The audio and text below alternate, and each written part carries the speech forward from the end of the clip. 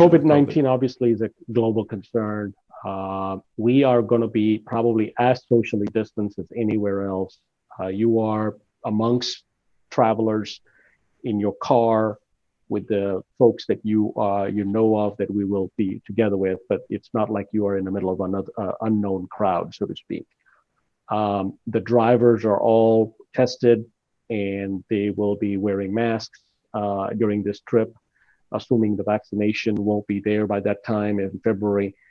I don't know if anybody has been following the news, but there's a Common Pass is a platform that a lot of countries are signing up on. And the Common Pass platform will allow you to have an app that will allow you to say, I took the test. And then when you land, you show the barcode on your app that shows you were tested negative.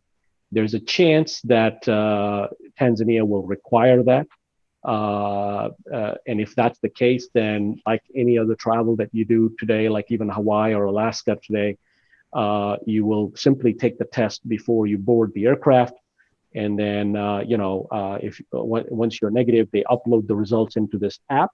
And then when you land, you just show the results in the app. And it's called Now, when you Common say Pass. before you get on are you talking about we take the test at the airport or we take it at our local pharmacy beforehand? You can take it up to 72 hours before your flight.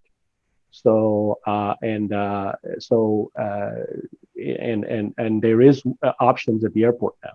So believe it or not, starting this month, United out of IAH is offering tests. You don't have to be flying United, but United offers tests right there with results in 15 minutes. And it's a PCR, molecular, whatever test that they approve on.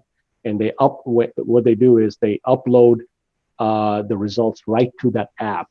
So it's certified. You don't have to worry about it being, questioning whether this is legit or not. It's all related to the Common Pass app, they call it. And, Common Pass. Common Pass is the new platform that's coming out. What they're saying is that if the vaccination comes out, you will have to go to take the vaccination, and then you upload to Common Pass the vaccination as well. So no more carrying that yellow book or anything. It's all electronically going to be managed. So, if in February we have a vaccination and you're eligible for it, you can take the vaccination and have it in Common Pass. If you don't have the vaccination or if the vaccination is not out, then my anticipation is that we will probably have to take the test before getting on board. In the aircraft, all international flights require you to wear a mask, and they give you a shield, so a face shield. And that is required. My wife and I, we're planning to travel to Kenya in late November, and Qatar Airways and Lufthansa are both requiring a mask and a shield while you are traveling. And so we don't bring that with us. That's something that we get from the airline. You can bring your own, or you can get it from the airline. The airline will provide it to you if you don't have it. Some people want to bring their own. Some people, don't care and they just get it from the airline. Gotcha. So the Common Pass app, is that going to be for all of our immunizations or just for COVID-19?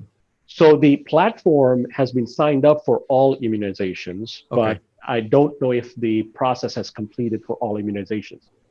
Having said that, if you're traveling from the United States to Tanzania direct via Europe or Middle East, which is all the flights, and you're not onwards traveling to another African country, when you land in Tanzania, there is no immunizations required.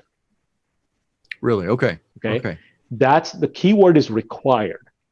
There are recommended immunizations that you may want to consult your physician, such as yellow fever or other immunizations that might be recommended for traveling to these countries. The CDC website has a comprehensive article on every country in the world, and you can read up on it. I would just consult with your physician. Malaria is always a concern in Africa. The areas where we go to, there is no major malaria infestation and mosquito infestation. So because remember, you're traveling in the highlands of Tanzania. The plains are 4,000 feet in altitude.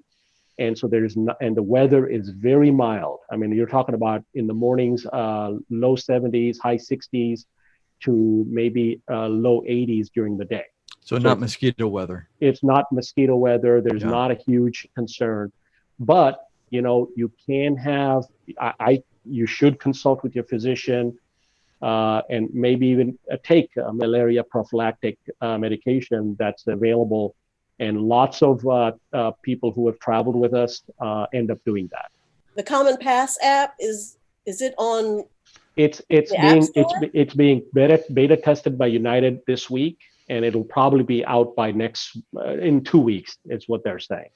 And the reason I mentioned Common Pass is because by the time February comes around, when this trip will be, I am almost certain Common Pass will be the way to go. Debbie. Yes. Did you get any shots? I did.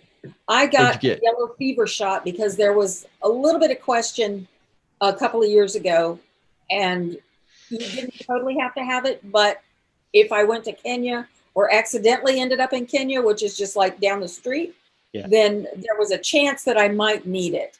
So I went ahead and took it. There's a medical, travel medical thing here in Houston where you can get that shot. Taha got his at the airport in Arusha. Yeah, I got it in Arusha, yeah.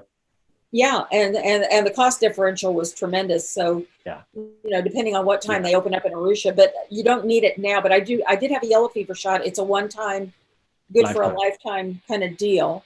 So how much was it?